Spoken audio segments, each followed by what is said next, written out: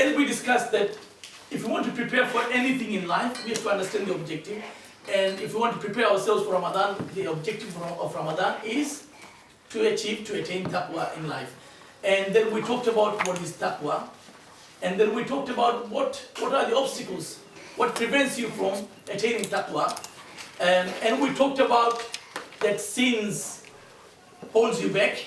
And then we talked about the tools which we use to commit sins, the inbuilt tools. We talked about that. And we also shared 2 hadiths of the Prophet ﷺ about the month of Ramadan. And then finally we started talking about the actual program that Allah subhanahu wa ta'ala has given us in the month of Ramadan. And we said that there are 5 training programs, okay? They are not the exhaustive list, okay? There's some points, that 5 points, 5 program, which will help us. On one hand, we reduce the level of sins. On the other hand, inshallah, these 5 programs will help us to increase the level of taqwa. Okay. So number 1 was controlling our desires, our shahawat, and we talked about how it is achieved. Inshallah, now we'll move on to the second point, second training program. The second training program is that the shaitan is being chained up in the month of Ramadan. Okay, so Satan is being chained up. And Satan is our open enemy. Allah subhanahu wa ta'ala says, Ya ayyuhalladhina amanu dukhulu fis silmi kaffa. Oh, the believers, enter into Islam fis silmi kaffatan, in its totality. Not partially.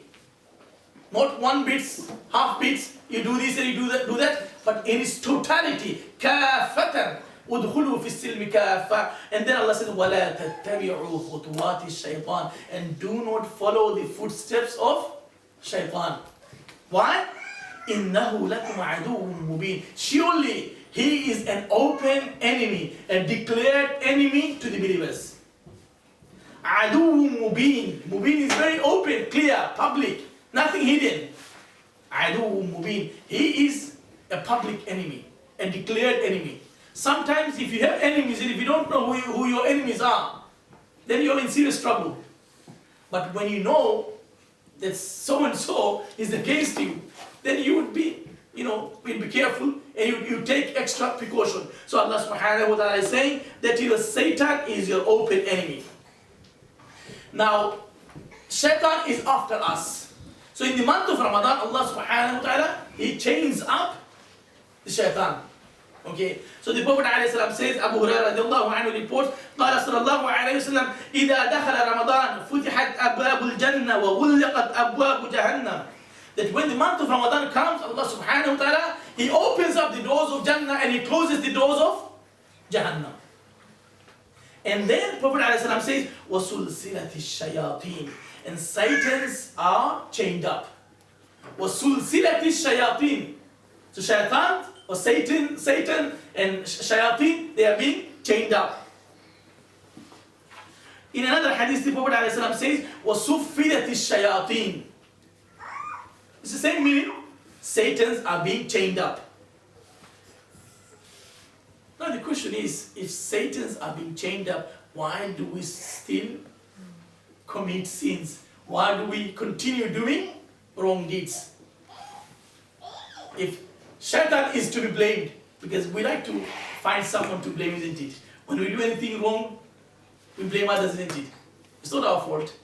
See, at home, anything goes wrong, it's my wife's fault, not mine. Okay, I'm always right. Okay, this is the human tendency, that we are always right, others are wrong. So we find someone to blame. So because Allah has said that Shaitan is our declared open enemy, so we put the blame on Shaitan. Okay. Now, yes, Satans are being chained up, so it is a great relief. It's a great help from Allah subhanahu wa ta'ala, helping us to be better. But we see that we continue doing wrong deeds. There are other reasons. Asbab غير الشياطين للمعصية. There are other reasons why we commit sins other than shayateen.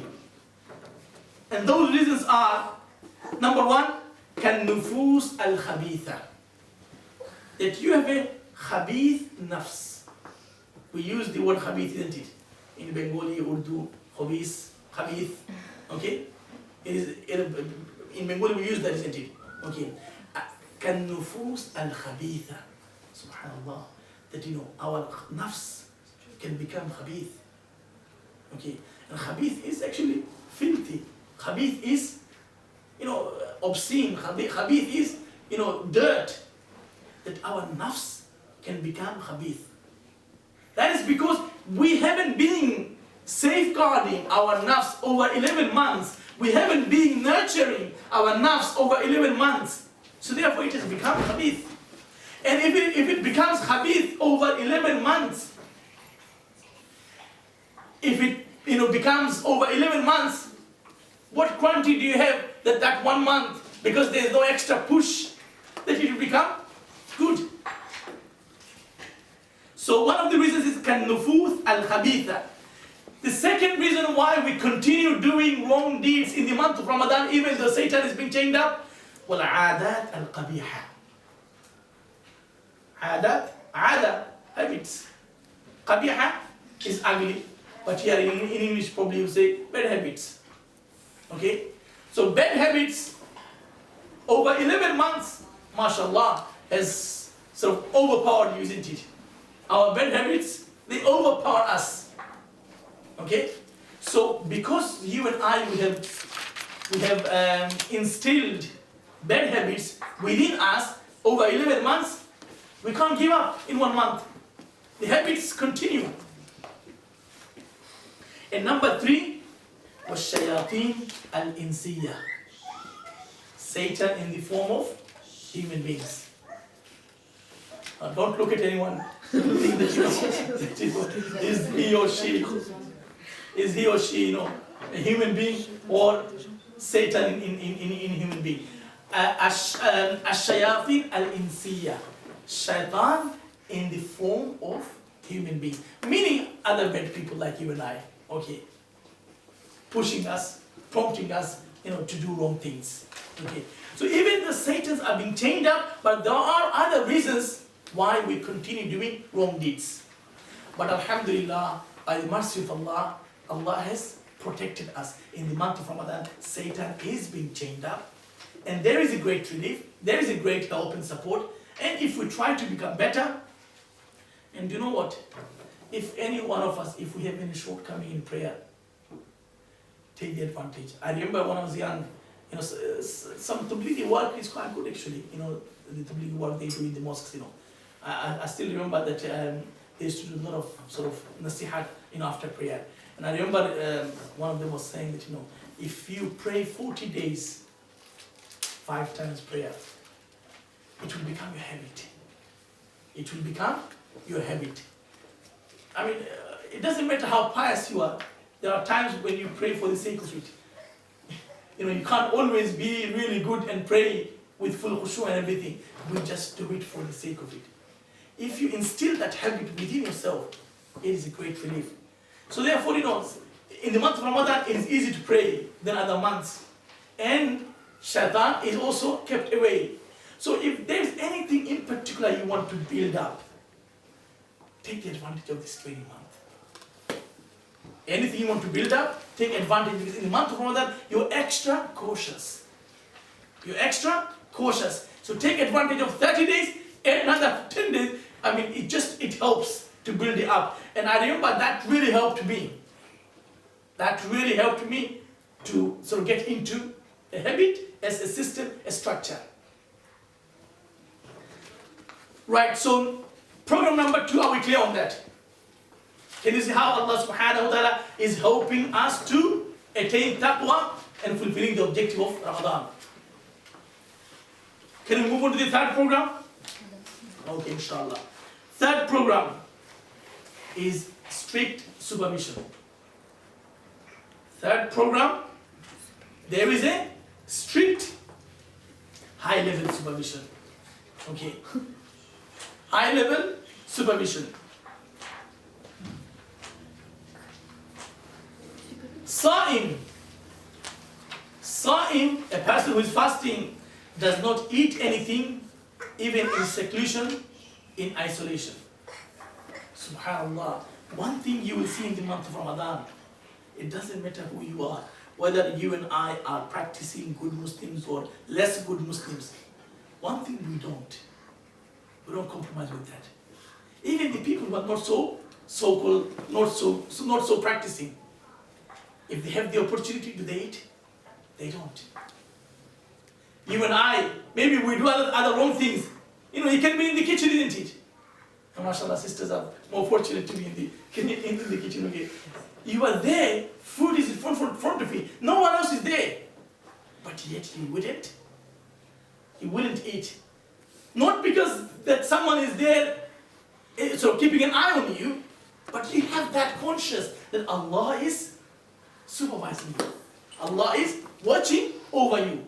And subhanallah, this is so engraved that even the people who do not practice deen, they have that awareness. They wouldn't eat. Okay. So the Prophet ﷺ said in the hadith that, you know, يَتْرُكُ طَعَامَهُ وَشَرَابَهُ وَشَهْوَتَهُ مِنْ أَجْلِي, that my servant leaves the food and drinks and his desires for me. Isn't it? In the month of Ramadan, even if you are in seclusion, isolation, you know, by yourself at home, no one else is there, you will not eat anything.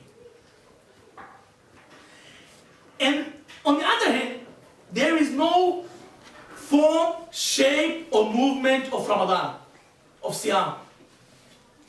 See, with prayer, there is a form, isn't it?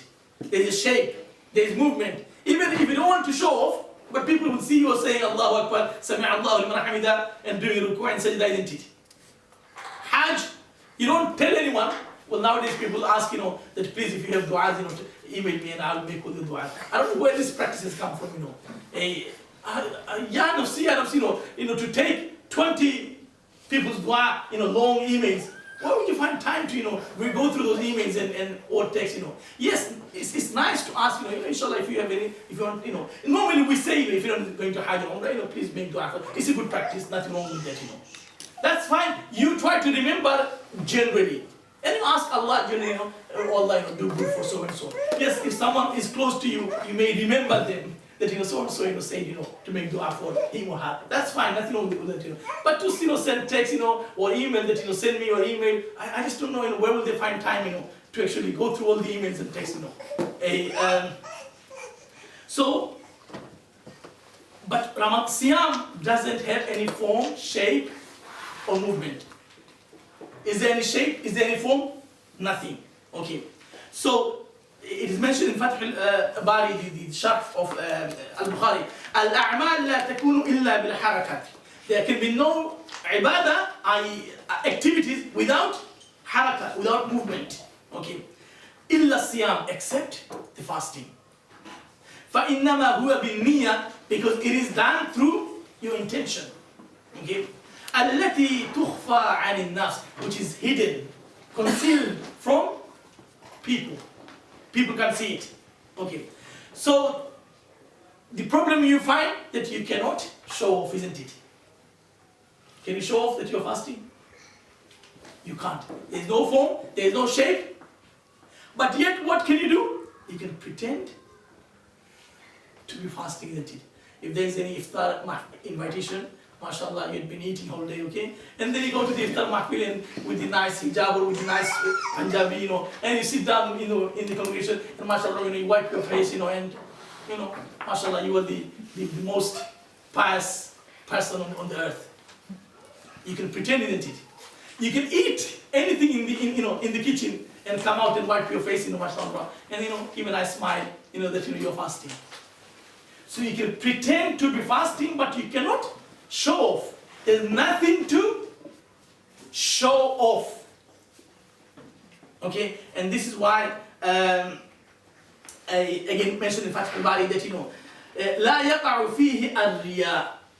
In Siyam, in fasting, there is no riya, and riya is showing off, which is a major sin. Showing off is a major sin, that you show off. You don't do it for Allah, you do it for people. Okay. كما يقع في غيره, as it happens with other things. لا يظهر من ابن آدم بفعله وإنما هو شيء في القلب. That, you know, nothing appears, nothing comes across. You can't see anything. There is no physical shape. Okay. And then the hadith of the Prophet ﷺ says, "Laysa fi siyami riya'un." Laysa fi siyami riya'un. There is no showing off in fasting. So, in the nutshell, you can't show it off, but you can pretend to be fasting, but you can't show it off. And because you have this strong feeling that Allah is seeing you, so you have this high level of supervision. It just helps you to become what? Conscious, muttaqi, aware that there is a speed camera in your kitchen. Okay, right? We don't need that, but it is, the feeling is there, isn't it? I mean, whoever it is, they wouldn't eat. They wouldn't. Okay. Now, of course, the objective is what of Ramadan? Taqwa. And we said what is taqwa? Is that state of nafs, consciousness, awareness. So see how it is being raised, how the level is raised in the month of Ramadan. Okay, let's move on to the next program, inshallah. Are we clear on this third program? Let's move on to the fourth program, inshallah. The fourth program is multiple rewards. What is the best way to get your staff to do more work? Incentives, bonuses. See the bankers, city bankers, because of the bonuses, what they were doing. Okay, now this is the human nature that people want more and more. And if you don't want more, you can give it to me. Okay. Human nature is that, if you tell someone, look, if you work one day, we'll give you the salary for the whole week. We'll all queue up, isn't it, for that job. This is human nature. Nothing wrong with that nature. So the fourth program is that Allah subhanahu wa ta'ala is blessing us with multiple rewards, bonuses, incentives. وَالْحَسَنَةُ بِعَشْرِ أَمْثَالِهَا. The rewards are multiplied by 10 times. Sister Khadija, you work one day, you get the salary for 10 days. You work 3 days, you get the salary for the whole month. Where can I find that? We all want that job, isn't it? You'll find that in the month of Ramadan, inshallah. Okay. So, and then we see Nafal act becomes what? Equal to Fard act. Fard act becomes 70 times and even more. Okay? So it is a big package, isn't it? Package of bonus. It's much bigger than the city bankers. Much bigger than that. Okay? So the Prophet ﷺ said, كَمَنْ أَدَّى فَرِيضًا فِي مَا سِوَى. Okay? كَمَنْ أَدَّى 70 فَرِيضًا فِي مَا سِوَى. So Nafal act becomes equal to Fard act. Fard act becomes 70 times or even more. Okay? So where did the 10 rewards come from? There's another hadith. There's no one incentive. There are many incentives. Allah subhanahu wa ta'ala is Kareem, is generous, isn't it? So not just one incentive. This is one hadith says bi'ashri amthaliha, one hadith says, the other hadith gives other multiple rewards. Okay. It's the season of sort of a reaping the fruits. So it's the season, so you just approach it anyhow, and Allah is looking for sort of ways and everything, and excuses. You do something, you take this. You do something, you take that. You do this, you take that. It's just Allah wants to give us. Because through incentives, you do more pious work. You do more righteous deeds. And through doing righteous deeds, you increase the level of taqwa and you reduce the level of committing sins. Not only that, providing iftar, we said, you get the same reward. You're safeguarded from the hellfire. Then Allah forgives your sins. Okay? Now, this is a very common practice we do, isn't it? Almost every day there is something. Okay? And it's good as long as we don't overdo it with the quantity. With the quantity, okay? The Prophet ﷺ says, "Tasahharu fa inna fi as-suhuri baraka." Subhanallah. You eat and you have suhoor in the night, in the latter part of the night. The Prophet ﷺ saying, "Tasahharu," that have suhoor. Why? فَإِنَّ فِي السُّحُورِ بَرَكَةً. Surely In your suhoor, there is barakah, there is blessings. You wake up for yourself, you eat, but the Prophet ﷺ is saying, فَإِنَّ فِي السُّحُورِ barakah. There is barakah in your suhoor. So again, don't miss that. The current practice, a lot of people now have cereals for suhoor, isn't it? Then rice and curry. Okay. I mean, it's okay. In whatever you eat, it's not a problem. As long as you're eating healthy food. But the objective is that you wake up and you take suhoor. There's barakah in it. Okay. Don't worry about the length of hours that if you wake up, and then when you be breaking your fast, Then what happens? Look at it from a bonus perspective, from an incentive perspective. There is what? Laylatul Qadr. Khayrun min alfi shahrin. Better than 1,000 months. Just one night, and imagine, which comes up to something like 82, 86 years, isn't it?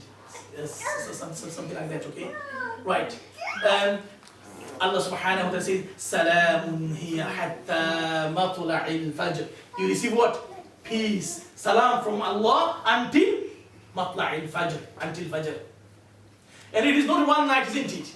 Although we tend to focus on the 27th night, but it is in the last 10 days. And hopefully, inshallah, odd nights of last 10 days, 21st, 3rd, 5th, 7th, and 29th. Okay. And this is why the Prophet ﷺ used to do what? I'tikaf.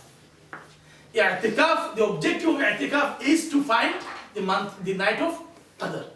This is the only reason why the Prophet ﷺ did i'tikaf. So what's i'tikaf? I'tikaf, when you go into the mosque for 10 days in the month of Ramadan, the Prophet ﷺ used to stay in the mosque last 10 days. Day and night. 24 hours. Okay. You go with the intention, you'll stay 10 days, okay, and then you come out in the last 10 days. Okay. You stay there 10 days. It's so nice. Okay. This is my annual break. Okay.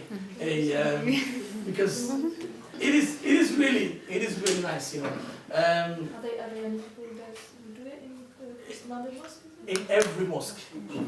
And in some mosques, there is no chance. You can't get in. The list is so long. Islam mosque, you can't get in there. What about for sisters?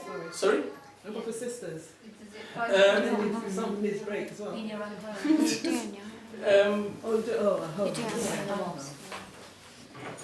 There isn't anything in the mosque. Normally, sisters, they do it at home.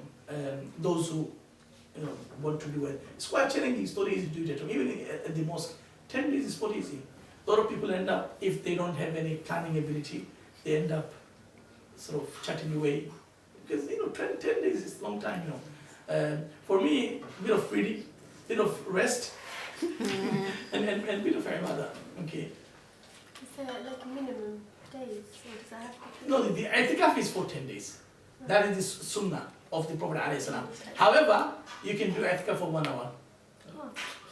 And you can do i'tikaf for 1 day. And you can do i'tikaf for 3 days. So every time you go into the mosque, you go with the intention, I will stay for that period, with the intention of i'tikaf, and you do some ibadah, tilawah, prayer, whatever. Okay, that's your i'tikaf. Okay. So the other practice is 3 days i'tikaf. Because in Indian subcontinent, we used to focus more on the 27th. So you go into masjid before 27th and you do the last 3 days. Why do the people think that the Laylatul Qadr is on the 27th? Why is it so special, 27? While we don't know really what's the... No. There are a number of ahadith says when it could be. Like one hadith says it's in the month of Ramadan. The other hadith says in the last 10 days, or nights of the last 10 days. And then also a hadith indicates on the 27th. Which is the strongest? There is no strongest and weakest, but common practice, or I would say safe practice, would be the last 10 days. Because this is why the Prophet ﷺ used to do the i'tikaf. The last 10 days. Last 10 days, So where did the 3 days come from? Did that Prophet is a sunnah for that? No. What happened? Because there's a hadith saying 27th night, so some people took. But did the Prophet got 3 days only, or did he? No. His practice was 10 days. So this is why that would be the safest practice. He was sort